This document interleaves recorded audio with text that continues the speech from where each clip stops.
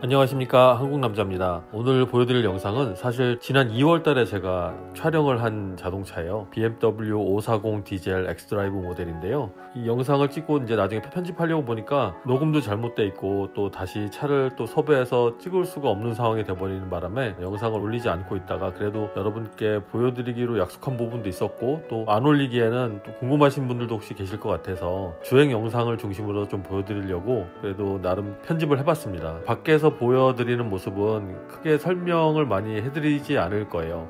일단 타이어 사이즈는 보실 수 있고요. 특히 트렁크나 이런 부분들은 한국에 너무 많이 그 530 디젤 모델, 520 디젤 모델들이 있기 때문에 별도로 그 부분은 다시 말씀드리지 않겠습니다. 그래서 실내나 아니면 주행했을 때 느낌 이런 중심으로 들으시면 그나마 약간은 궁금증이 해소되지 않을까 이렇게 생각을 해봅니다. 물론 이제 몇 달 전에 찍은 영상이라서 좀 오래된 느낌은 있고요.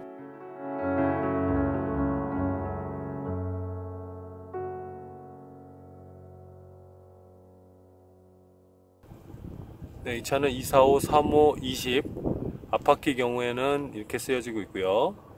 네, M 패키지이기 때문에 앞뒤 타이어가 사이즈가 다를 거로 생각이 돼요.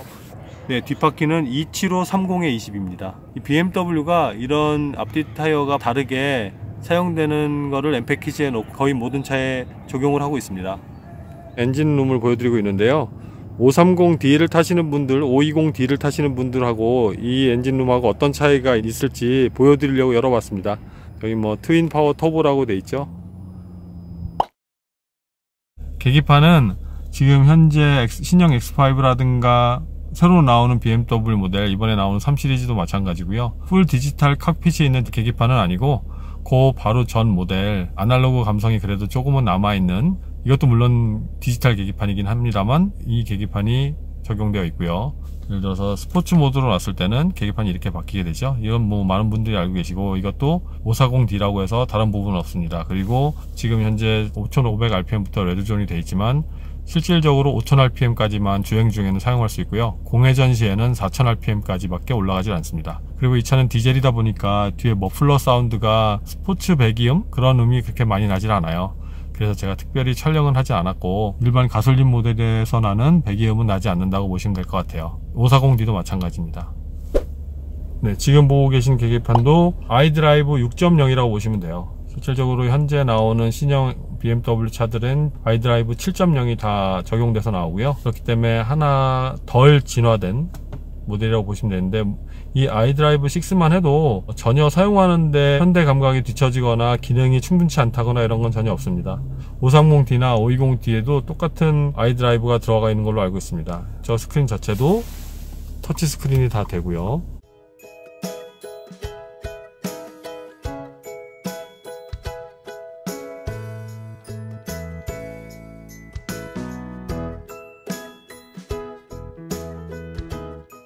트림도 기본적으로 우드그레인 트림이 들어가 있고, 나머지 기기 주변에 있는 트림은 피아노 블랙이 적용이 되어 있어요. 피아노 블랙이 깔끔해서 멋있어 보이긴 하는데 아무래도 먼지도 많이 묻고 좀 자주 닦아야 되는 불편함은 있습니다. 이 피아노 블랙을 싫어하시는 분들은 상당히 싫어하세요. 그런 관리의 어려움도 있어서. 하만 카든의 오디오가 들어가 있는데 옵션으로 뱅앤올룹슨 오디오를 선택할 수는 있어요. 모든 5 시리즈에 마찬가지지만 싱글 선루프가 적용이 되어 있다고 보시면 되는데, 이 선루프의 표면적이 상당히 넓어요. 그래서 개방감은 되게 좋다. 때론 이런 개방감을 느끼고 싶으면 좀 이렇게 누워서 운전하고 싶은 마음도 있어요. 하늘을 보면서. 그건 좀 말도 안 되는 얘기긴 하는데, 이런 선루프는 이렇게 차가 정차되어 있거나 아니면 날씨가 좋았을 때 한 번쯤 차를 세워놓고 위를 바라봐도 되게 좋을 것 같아요. 지금 눈으로 보면은 이 약간 퍼렇게 나오는 글라스 부분은 보이진 않거든요. 예전에 이런 글라스를 비너스 글라스라고 부른 적도 있었는데, 글쎄요, 요즘은 어떤 글라스로 부르게 되는지 저도 그 부분은 좀 알아봐야겠네요. 이런 실내등 들어오는 부분은 다 똑같고요. 룸미러도 똑같습니다. 이 차도 어느 정도 코딩은 가능해요. 하지만 주행 중에 모든 속도에서 비디오를 보게 하거나 이런 부분들은 아직 완벽하게 실행되는 것 같지는 않더라고요. 하지만 코딩을 하지 않더라도 기본적인 옵션이 많이 들어있어서 만질 것들이 많이 있다고 보시면 될 것 같아요. 인테리어 라이트를 보면 여러가지 컬러가 선택이 되죠. 네, 옐로우, 블루, 그린. 지금은 밝은 낮이라서 제가 색깔을 보여드릴 수는 없는데 여러분도 많이 아시는 부분이라 그냥 이렇게 보여드리기만 하겠습니다. 기본적으로 BMW는 한국에서 많이 판매되는 차잖아요. 그렇기 때문에 어떻게 보면 BMW가 화재에 휩싸이고 이렇게 된 부분에 실망감이 많이 컸을 것 같아요. 저도 마찬가지고요. 그런데도 오늘 제가 또 디젤 차를 보여드리고 있네요. 기본적으로 아이드라이브나 모니터상에 나와 있는 것들은 다른 게 하나도 없다고 보시면 되고, 이런 공조 컨트롤 장치 컨트롤하는 부분, 시트 컨트롤하는 부분도 다 똑같습니다. 다른 거 하나도 없고요. 스포츠 모드의 또 기능을 보면 인디비주얼 모드가 있잖아요. 스티어링, 엔진, 트랜스미션이 다 스포츠로 정해져 있어요. 그렇지만 그 연료 절감을 위해서라면 이 부분만은 컴포트 모드에 놓고 운전을 하셔도 좋을 것 같아요. 그리고 트랜스미션도 스포츠에 놨는데 이 부분도 컴포트 모드에 놓고, 왜 이렇게 놓으면 스포츠 모드가 뭐가 필요가 있냐 말씀하실 것 같은데, 기어 레버를 통해서 스포츠 모드를 직접적으로 바꿔서 운전하실 수도 있고, 악셀레이터를 갑자기 깊게 꾹 밟으면 이 차는 RPM이 최대한 상승을 하게 되잖아요. 그 부분에 있어서도 스포츠 드라이빙하고 다른 건 없다고 보시면 돼요. 네, 이제 다시 실내에 들어와서 운전을 시작했습니다. 이 차는 540D잖아요. 그러니까 530D하고 540D의 차이는 엔진의 차이는 아니에요. 터보 시스템의 차이라고 보시면 되는데, 540D가 터보의 방식을 약간 달리 사용해서 저 RPM에서도 터보가 일찍 작동할 수 있게 만든 부분이 있어요. 그렇기 때문에 마력수는 실질적으로 한 50마력이 높다고 데이터상으로는 발표하고 있지만, 같이 달려보면 530D와 540D가 출발할 때부터 어느 정도 터보가 붙을 때까지는 540D가 확실히 빨라요. 하지만 그 속도가 대략적으로 제가 보기에는 한 정지해서 밟았을 때 50-60km 정도 지나고 난 다음부터는 그 가속력 그대로 최고 속도까지 올라가는 걸 볼 수 있어요. 이 부분은 데이터를 통해서도 볼 수 있고, 유럽에 있는 어느 유튜버가 이거를 비교해서 계기판을 올려놓은 장면도 있거든요. 그걸 보셔도 확인이 가능하십니다. 그렇기 때문에 큰 차이는 없다. 단지 저속의 저 RPM 영역에서는 540D가 좀 더 괜찮다, 좀 더 가속력이 있을 수 있다라고 보시면 돼요. 지금 이 차가 타이어 프레셔가 적다고 이렇게 나와 있는데, 공기를 놓고 리셋을 했는데 다시 떠요. 그래서 요거는 공기압 자체는 문제는 없을 것 같은데 어떤 부분이 에러가 있는 건지는 좀 체크를 해봐야 될 것 같습니다. 그래서 드라이빙에는 문제가 없기 때문에 일단 계속 테스트 드라이브를 진행하는 것으로 하겠습니다. 이 차는 어댑티브 서스펜션이 없는 차예요. 그렇기 때문에 그 부분은 제가 말씀드리지 않기로 하고, 지금 일단 스포츠 모드를 놓고 악셀레이터 반응을 볼 예정인데, 현재 4000rpm 넘고 있는데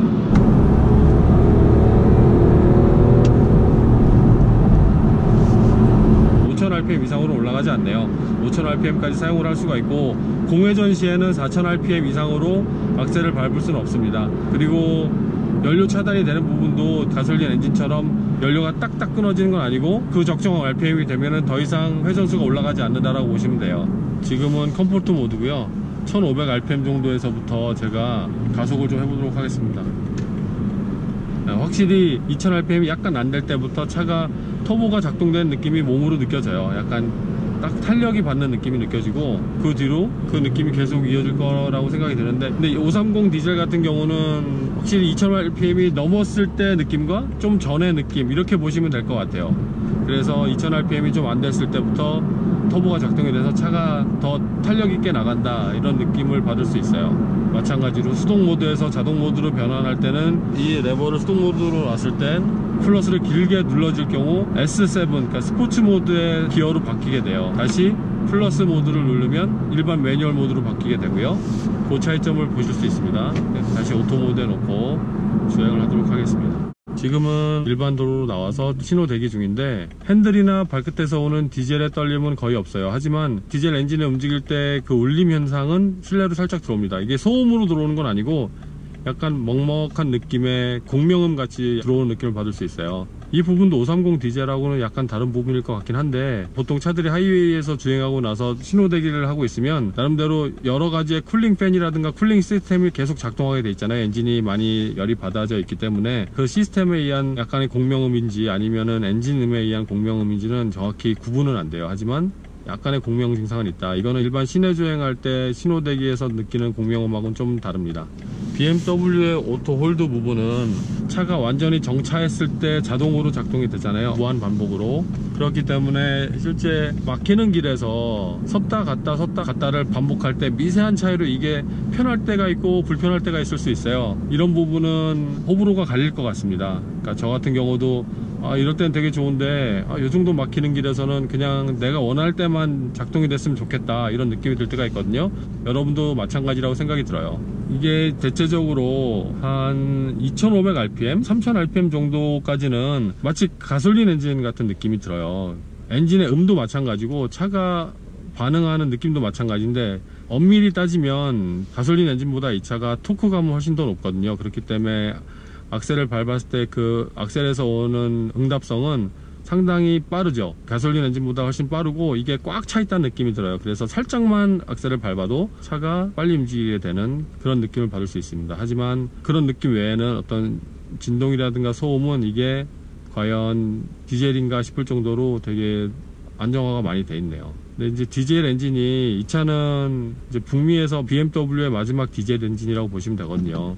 그렇기 때문에 디젤을 좋아하시는 분들은 좀 안타까운 마음도 없지 않아 있으실 거예요. 사실 여기에 북미도 디젤이 인기가 많았어요. 쉽게 말씀드리면 벤츠 같은 경우는 블루텍이 훨씬 많이 팔렸습니다. 일반 가솔린 엔진보다는. 그런데 디젤을 어쩔 수 없이 접고 가솔린이나 하이브리드 모델을 중점적으로 개발하는 것은, 메이커에서 말하기에는 그게 어떤 소비력이 떨어져서 디젤보다 가솔린을 많이 찾는 사람이 많아서 그렇다라고 말을 하지만, 그게 맞는 말일 수는 있어요. 예전에 폭스바겐 디젤 게이트가 있었을 때 이 디젤에 실망해서 디젤 구매를 포기한 사람들이 꽤 있었거든요. 하지만 그것도 아주 잠시고, 실제적으로 디젤이 판매 인기가 많이 높았고 중고차 시장에서도 디젤이 훨씬 높은 가격을 많이 받았어요. 그런데도 디젤을 만들지 않는 것은 디젤에 대한 엄격한 심사를 통해서 디젤을 승인을 하게 되는데, 그 심사하는 과정이 비용도 들어가고 시간도 들어가는데 그 부분이 너무 많이 비용이 올라서,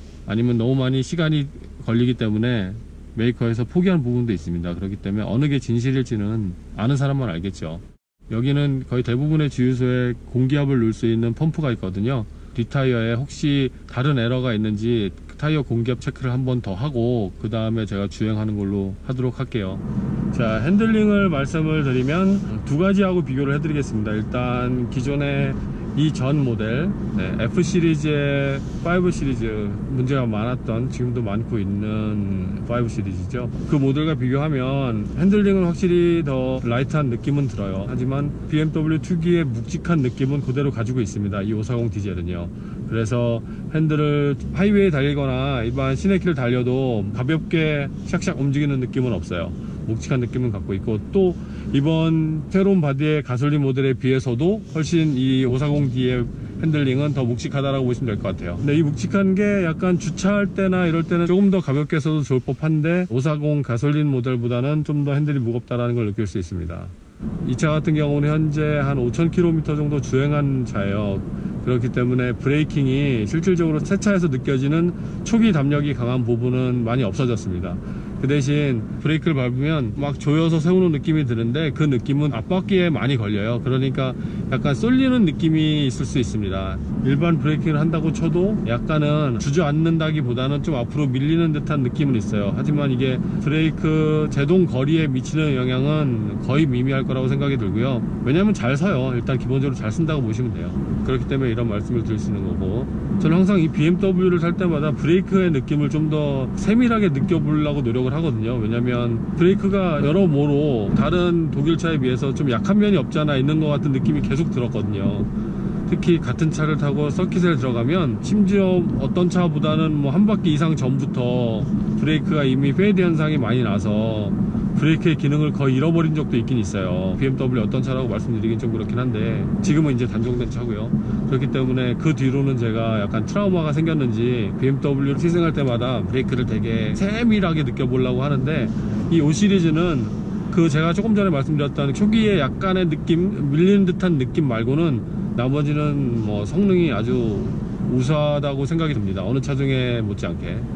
그리고 이 차는 X드라이브이기 때문에 아무래도 엔진 브레이크 형식이 걸릴 때도 앞바퀴에도 걸리게 되잖아요. X드라이브가 아닌 차는 뒷바퀴에만 걸리게 되는데, 구동축이 멈추는 기능이 앞바퀴에도 전달이 되기 때문에 아무래도 브레이킹 능력도 X드라이브가 더 좋을 것으로 판단이 돼요. 지금은 제가 또 반자율주행 장치를 켜볼게요. 이 차가 핸들링을 스스로 할 거예요. 저는 크루즈 컨트롤 킨 건 아니기 때문에 악셀과 브레이크는 제가 밟고요. 반자율주행 장치의 센싱 자체는 지금 현재 나온 X5 신형보다는 둔감한 건 맞는 것 같아요. 일단 반응하는 거가 좀 늦고, 실질적으로 가운데로 주행하다기보단 이런 국도길에서는 양쪽으로 왔다 갔다 하는 그런 느낌을 좀 받을 수가 있어요. 하지만 하이웨이를 달릴 때는 어느 정도 앞차를 따라가는 기능과 차선을 키핑하는 기능이 국도보다는 좀 난 것 같습니다. 아무래도 여기 국도는 좀 차선도 너무 흐릿하고 일반 차들이 인식하기 어려울 수 있거든요. 하지만 하이웨이에서는 그런 게 확실히 더 좋은 결과물로 와요. 이 차는 일반 서스펜션인데도 반응이 느리지도 않을 뿐더러 차의 무게중심을 크게 이동시켰을 때도 그 자세를 바로 거의 한 번에 잡는 듯한 느낌이 오네요. 그러니까 어떤 사람이 어떤 느낌을 주행하는 거에 따라서 이게 딱딱하냐 부드럽냐 이걸 떠나서 차의 운동 능력을 봤을 때는 훌륭한 편인 것 같아요. 특히 노면이 안 좋은 곳을 지나갈 때도 잔충격을 최대한 밑에서 바퀴에서 잡아주는 것 같은 느낌이 들어요. 근데 그게 왜냐면 몸으로 많이 오진 않거든요. 노면은 좋지 않지만. 그래서 그런 느낌을 갖게 되는데, 이 부분은 어떻게 보면 이 차가 갖고 있는 타이어의 특성일 수도 있을 것 같아요. 타이어가 럼플렛 타이어이기 때문에 기본 타이어보다는 사이드월이 좀 더 딱딱할 수 있거든요. 그렇기 때문에 그 딱딱한 느낌이 표면에 어떤 성질의 컴파운드를 부드럽게 해서 승차감을 좋게 만들어주는 기능이 있을 수 있는데, 이 차에 장착되어 있는 타이어는 이 차의 특성하고 상당히 잘 어울리는 것 같습니다. 브랜드를 제외하고 이런 차를 그냥 주고 운전하라 그러면 많은 사람들이 되게 좋아할 것 같아요. 근데 이제 BMW란 마크가 달려있기 때문에 거기에선 분명히 호불호가 갈릴 거라고 생각이 들거든요. 네, 어느 순간에도 악셀을 바닥까지 밟으면, 물론 반응이 스포츠카처럼 뭐 바로바로 이렇게 오는 건 아니지만 거의 스포츠카와 다르지 않게 진배 없이 차가 바로 튀어나가려고 하는 느낌이 있어요. 이거는 상당히 인상적이네요.